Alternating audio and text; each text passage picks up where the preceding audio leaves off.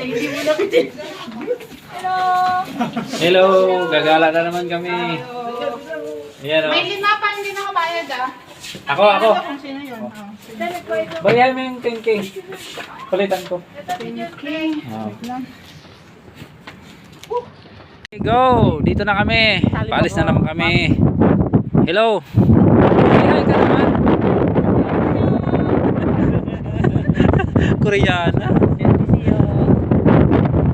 Dito na kami kahit malakas yung hangin. Di kami mapipigilan.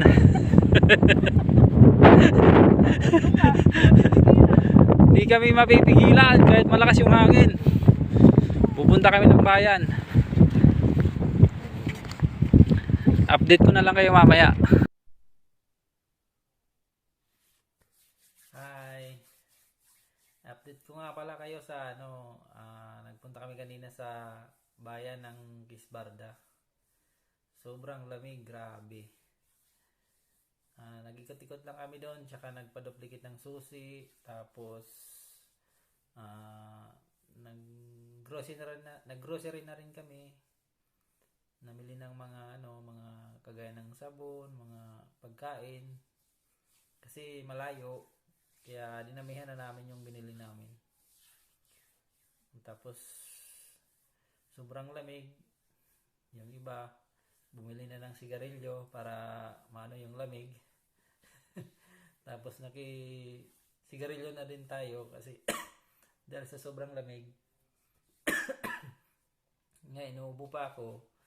Grabe. Tapos naglakad pa kayo pa uwi. Kasi walang taxi dito. Ang hirap dito ng transportation, walang taxi. Meron naman dito bus, kaso hanggang doon lang sa terminal nila. Hindi dumadaan dito sa namin, sa company. Kaya napakahirap. Dapat dito may sariling service kung lalabas ka ng bayan. Kasi malayo talaga yung bilihan ng mga grocery, mga pagkain, mga kung ano pa. Napakalayo. Panoorin nyo na lang yung video ko na ginawa para kahit papaano makita nyo yung lugar dito sa Kisbarda, Hungary, Europe. Master God! Yan yung kapatid namin. Tapos yung foundation namin. Malapit siya. Kaya nalapit namin.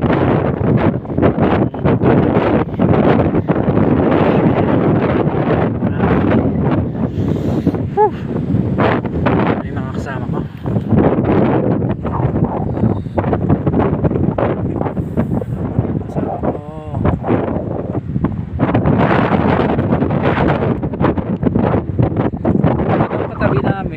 Recycle yan, mga basura.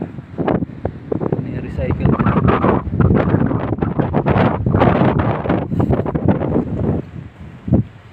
Grabe, lamig.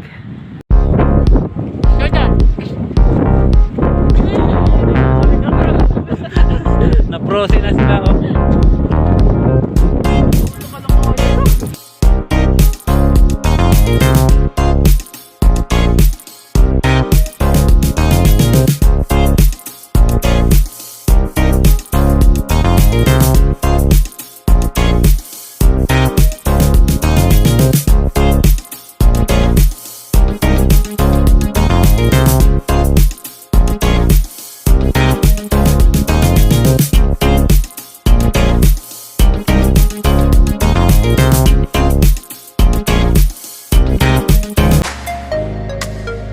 Ito yung munisipyo ng Kisbarda.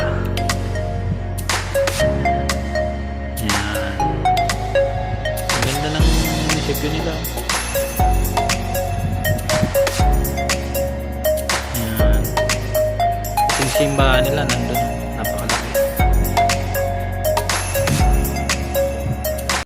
Ito yung pinakamap nila dito sa sentro. Galing, di ba? Hindi ka na maliligaw kasi may mapa silang nakalagay dito.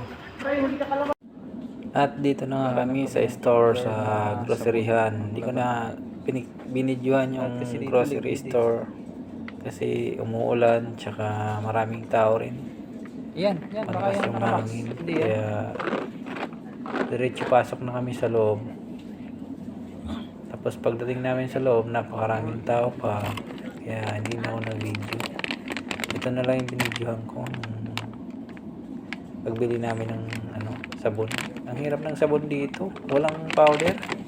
Hindi kami makakita. Napakahirap. Yung liquid kasi na sabon, hindi siya gaanong mabula. Kaya yung hinanap namin, yung powder talaga kasi yun ang mas mabula pag sa washing siya. Kaya yun ang hinahanap namin talaga. Yun na nga yung kabuuan ng ng video. Hindi ko na binidyohan yung pag-uwi namin kasi umuulan, sobrang lamig.